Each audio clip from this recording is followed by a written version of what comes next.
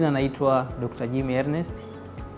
Mimi ni daktari bingwa wa kutibu magonjwa ya masikio, pua na koo kutoka hapa Hospitali ya Taifa Muhimbili. Lakini pia ni mbobezi wa kutibu magonjwa kwa kutumia hewa mgandamizo ya oxygen, yaani hyperbaric oxygen therapy. Niko hapa kukuelezea kuhusu huduma hii ya kibingwa bobezi ya kutibu magonjwa kwa kutumia hewa mgandamizo ya oxygen inayopatikana hapa Hospitali ya Taifa Muhimbili. Karibuni. Kutibu magonjwa kwa kutumia hewa mgandamizo ya oxygen, yaani kitaalamu tunaita hyperbaric oxygen therapy, ni tiba ambayo mgonjwa hulazwa ndani ya chamber, kitaalamu tunaita hyperbaric chamber, huku akivuta 100% ya hewa ya oxygen katika mgandamizo fulani, yaani pressure. Hii ina tofauti kidogo na jinsi mtu anavyokuwa anavuta hewa ya kawaida.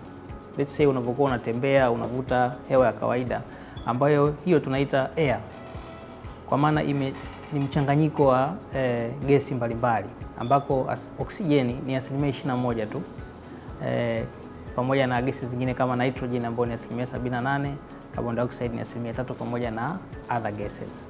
Lakini unapokuwa ndani ya hyperbaric chamber unavuta 100% ya oxygen ambayo katika mgandamizo fulani, yani katika pressure fulani. Sasa basi hiyo effect ya hiyo pressure ndio tunaitumia katika kutibu magonjwa mbalimbali.